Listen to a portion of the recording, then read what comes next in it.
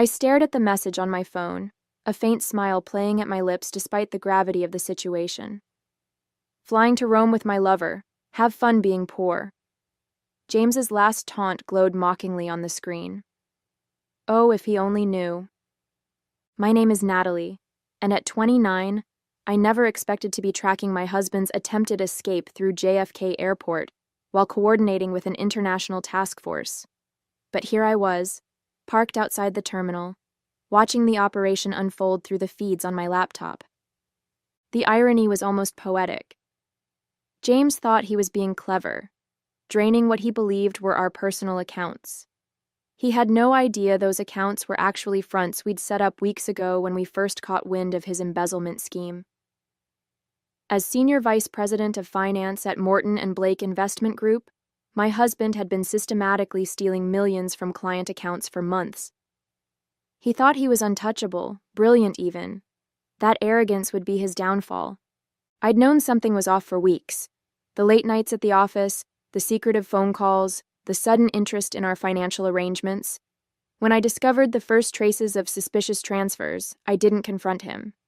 Instead, I took my evidence straight to the FBI's Financial Crimes Division.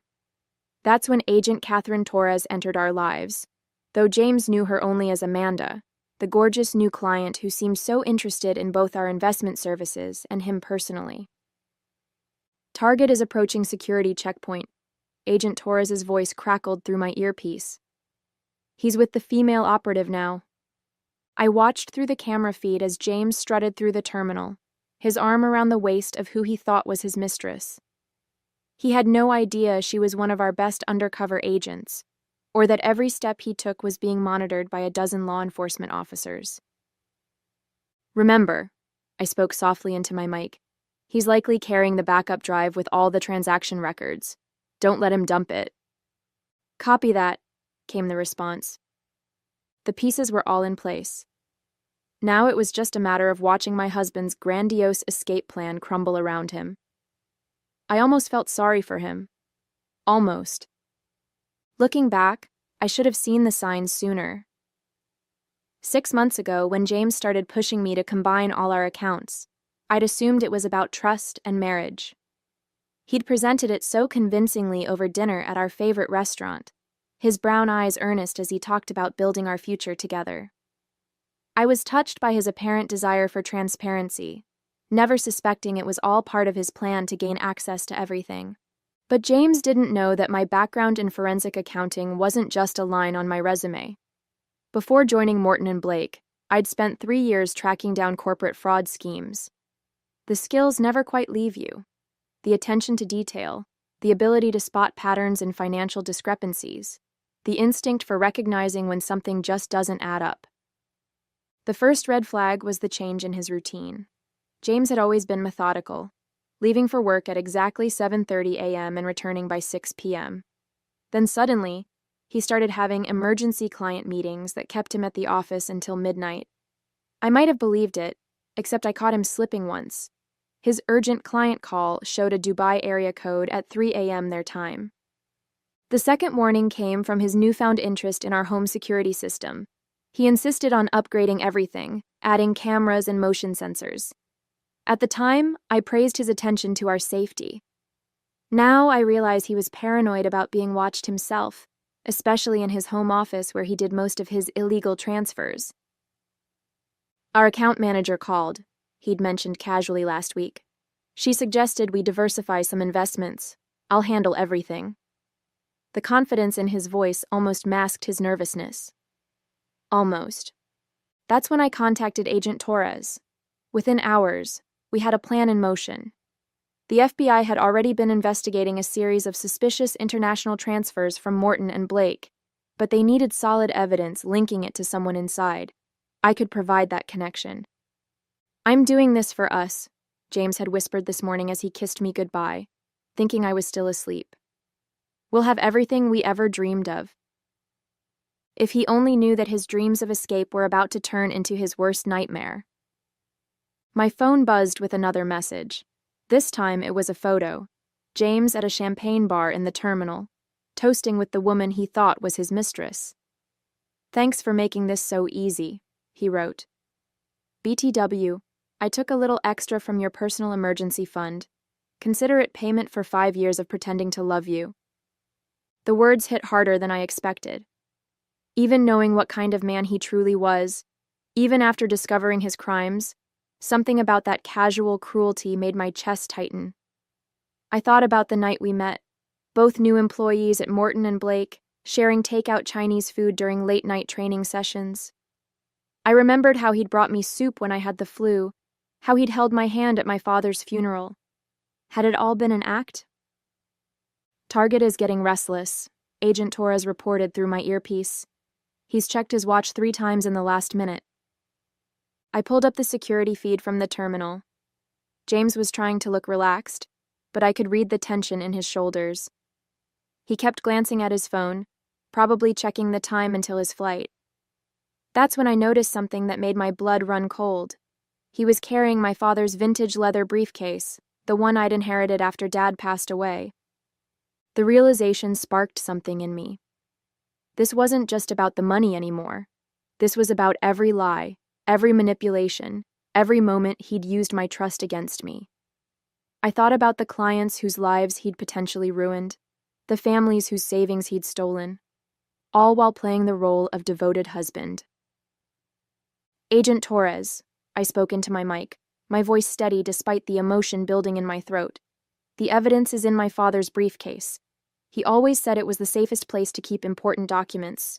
Knowing James, he's using it to transport the backup drive and any incriminating papers. Copy that, she responded. We'll make sure to secure it. I watched as James checked his phone again, his expression growing more anxious. He had no idea that his mistress had already alerted airport security about a suspicious package, ensuring they'd be pulled aside for additional screening. He didn't know that we'd frozen the accounts he thought he'd drained. He was probably wondering why his Rome-bound flight was mysteriously delayed. Time to end this charade. I picked up my phone and typed out one final message. Maybe you should talk to the police officer behind you first. Through the security camera feed, I watched James's face transform as he read my message. His confident smirk faltered, replaced by a flash of panic as he spun around. The police officer wasn't actually behind him, not yet, but his reaction told me everything I needed to know. He was guilty, and he knew he was in trouble. All units in position, Agent Torres's voice crackled in my earpiece. We've got eyes on all exits. James was moving now, walking briskly toward the international terminal, my father's briefcase clutched tightly against his chest. His mistress kept pace beside him, one hand casually resting on his arm. I knew she was making sure he couldn't bolt. My phone rang, a number I didn't recognize. I answered, keeping my eyes fixed on the security feed. Your little game stops now, James's voice was cold, controlled. I've got copies of every transaction you've ever signed off on.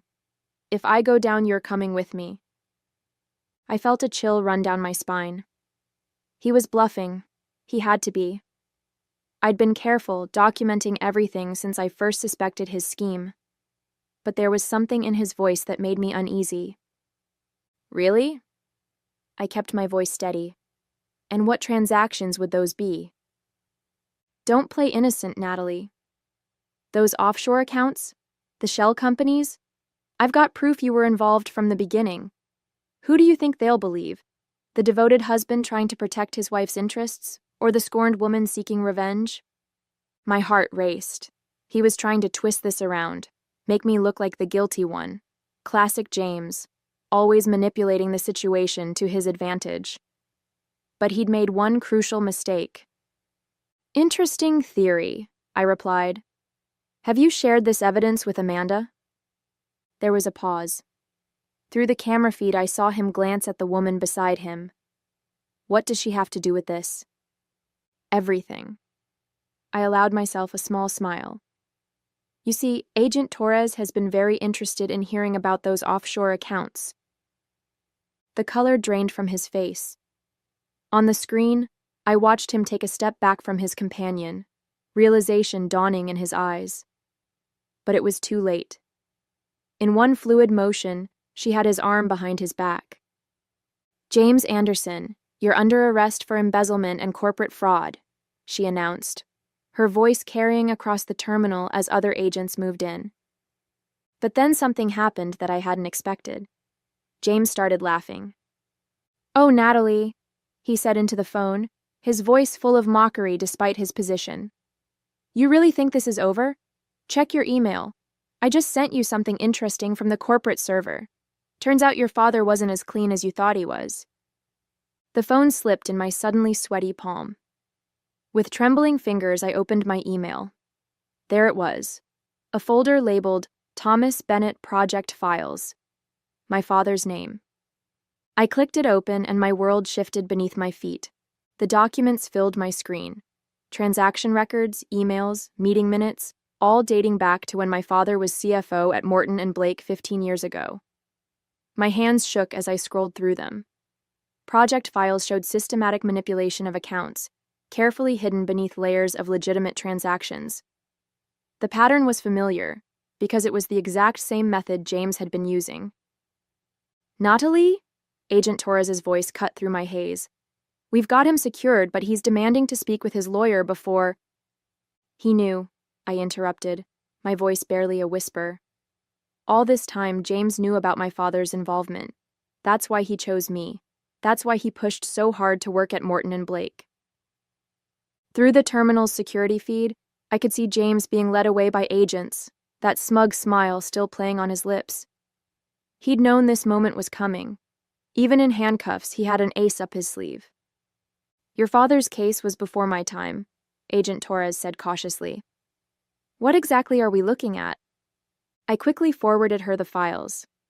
James didn't create this embezzlement scheme. He found my father's old blueprint and expanded on it. The offshore accounts, the shell companies. Dad built the foundation 15 years ago.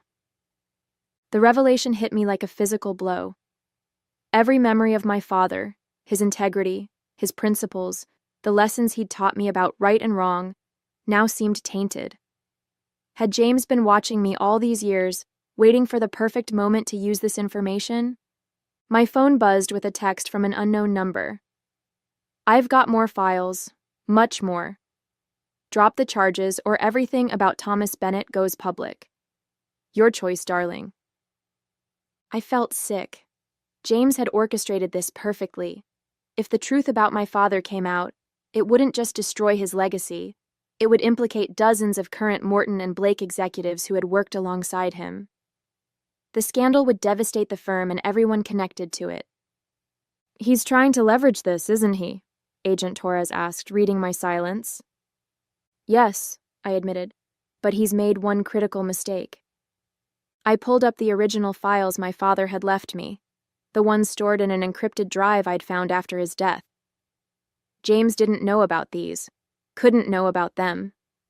Dad had documented everything, including the names of those who had forced him into the scheme. "My father wasn't the mastermind," I said, my voice growing stronger. "He was the whistleblower, and I can prove it." The pieces were falling into place now. Dad hadn't been able to come forward before his death, but he'd left everything I needed to finish what he'd started. James had only seen half the story, the part that looked incriminating. He had no idea he'd just handed me the key to exposing the entire corruption ring at Morton & Blake. I rushed to my office at Morton & Blake, Agent Torres following close behind. The building was nearly empty at this hour, but I knew exactly where to look. My father's old office, now a storage room, held the final piece of evidence we needed. "Your father suspected this might happen," I explained as we descended to the basement level. "He left me a series of clues in his personal journals. I never understood them until now." The storage room was cluttered with old filing cabinets and forgotten furniture. In the corner stood my father's ancient desk, deemed too heavy to move. I ran my fingers along its underside, finding the hidden catch he'd described in his journals. With a click, a small compartment opened. "Got it," I breathed, pulling out a weathered USB drive. "Ms. Bennett," a voice called from the doorway. We turned to find Harold Wright, Morton & Blake's current CEO, watching us with cold eyes. I believe you have something that belongs to the company. 2 security guards flanked him. This wasn't good. Actually, I replied, keeping my voice steady, this belongs to the FBI now. I handed the drive to Agent Torres, who quickly secured it. Wright's facade cracked slightly. You're making a serious mistake, Natalie. Think about your career, your reputation, your father's legacy. My father's legacy? I felt a surge of anger. You mean the legacy you and the board created when you forced him to participate in your scheme? When you threatened to destroy him if he didn't help hide your fraud? Wright's expression darkened. You can't prove any of that. Really? I pulled out my phone and played a recording. My father's voice, weak but clear, documenting every detail of the board's corruption in his final days. Dad may not have lived to testify, but he made sure the truth would come out. Wright lunged for Agent Torres, but the security guards, who I now realized were actually FBI agents, grabbed him first. As they led him away in handcuffs, I noticed James being escorted through the lobby below. Their eyes met, and I watched the color drain from my husband's face as he realized his powerful allies couldn't help him anymore.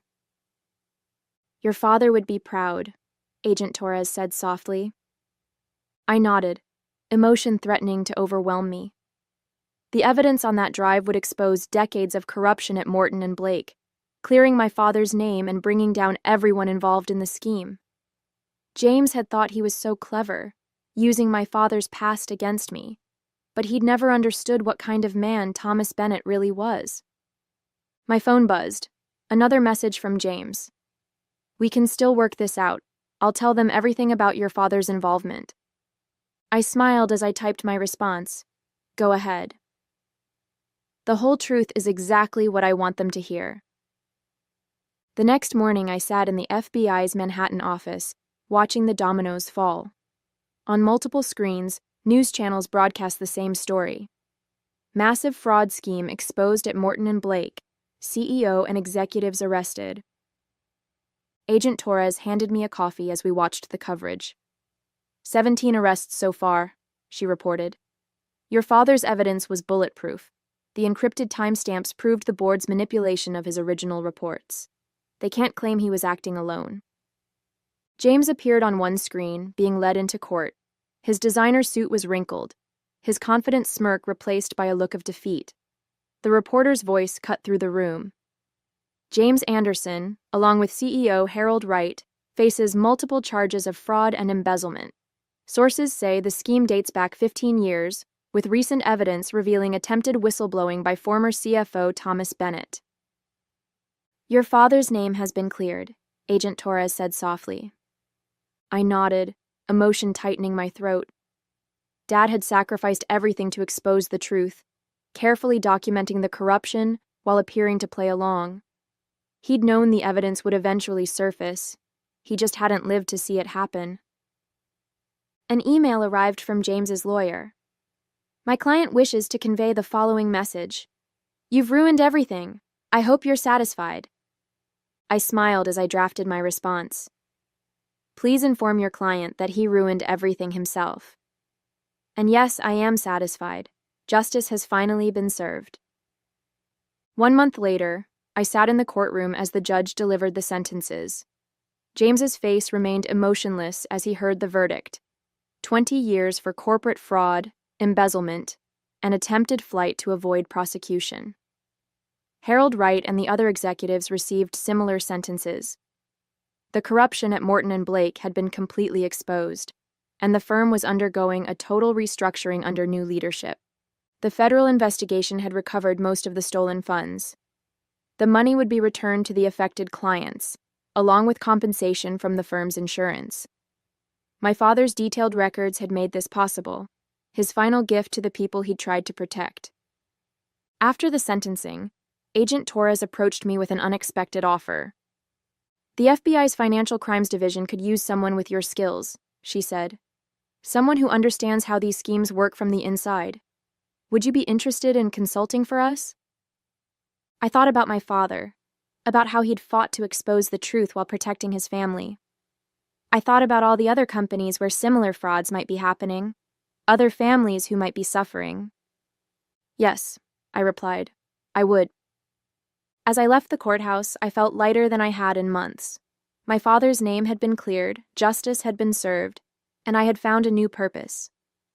Sometimes the best revenge isn't about getting even. It's about making sure the truth finally comes to light.